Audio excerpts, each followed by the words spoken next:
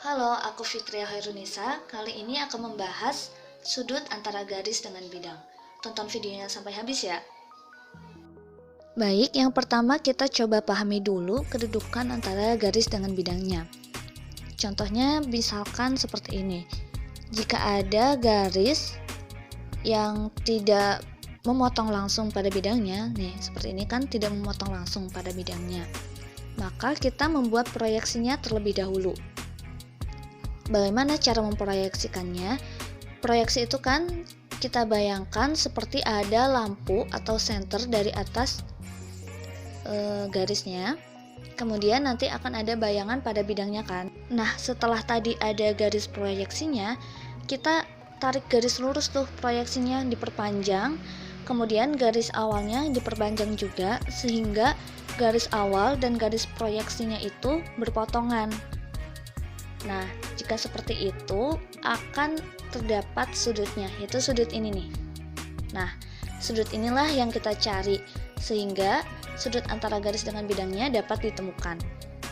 Kedua, jika garisnya itu sudah memotong pada bidang, maka ya gampang. Kita tinggal mencari sudut antara garisnya dengan bidang. Yang ini nih. Gampang kan? Oke, setelah penjelasan awal tadi, ada dua ketentuan khusus untuk sudut antara garis dengan bidang. Ketentuan yang pertama, jika garisnya terletak tegak lurus dengan bidang, sehingga sudut yang dibentuknya itu sudah pasti 90 derajat. Ketentuan yang selanjutnya, yaitu jika garisnya terletak pada bidang atau sejajar dengan bidang, ya kan? Maka sudut yang dibentuk itu 0 derajat. Jika tidak ada dalam ketentuan yang barusan, yang dua, maka kita cari sudutnya secara manual. Oke, untuk lebih memahaminya, kita coba mencari sudut antara garis dengan bidang ya, secara manual dulu. Contohnya, diketahui kubus ABCD EFGH, kemudian tentukan sudut antara garis AE dengan bidang AFH. Karena kubus ABCD EFGH tidak diketahui panjang rusuknya berapa, kita asumsikan panjang rusuknya yang mudah saja, yaitu 1 cm. Oke, selanjutnya kita cari bidang AFH. Nah, di sini kan bidang AFH.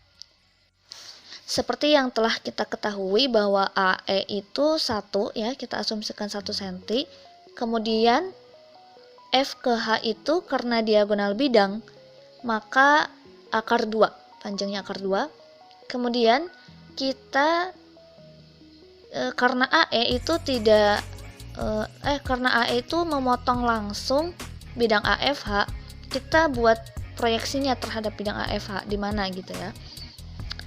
Kita proyeksikan dulu titik E sehingga titik E itu memotong FH di titik O. Oke. Karena EO itu adalah setengah EG, maka EO itu setengah akar 2 cm. Kemudian sudut antara garis AE dengan AFH itu adalah sudut EAO ya, sudut EAO. Kita cara mencarinya itu dengan mencari sinnya yang gampang ya. Mencari sin yaitu perbandingan garis depan dengan garis miring. Depannya EO, depan sudut itunya kan ya EO, dan miringnya itu AO. EO sudah diketahui panjangnya setengah akar 2. Nah, kalau AO-nya kan belum diketahui. Kita cari dulu dengan menggunakan Pythagoras. Oke, AO bla bla bla bla bla sehingga kita dapatkan panjang AO itu akar 3/2 cm. Kita biarkan seperti itu. Kemudian kita mencari sin tetanya ya. EO itu setengah akar 2 per akar 3 per akar 2. Oke, dikalikan sehingga akar 2 kali akar 2 per akar 3 kali 2. Hasilnya 1 per akar 3. Selanjutnya karena ini adalah sinnya, sedangkan kita ditanyakannya itu besar sudutnya. Berapa nih besar sudutnya? Maka kita gunakan kalkulator saja. Bisa menggunakan kalkulator HP. Caranya seperti ini.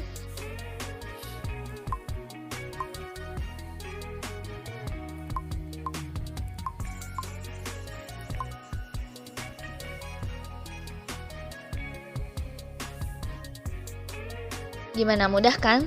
Meskipun pakai manual tetap mudah, dan kita harus tahu konsepnya dulu. Konsep yang awal tadi harus dipahami dulu. Oke, selanjutnya kita akan mencoba mencari sudut dengan bantuan GeoGebra.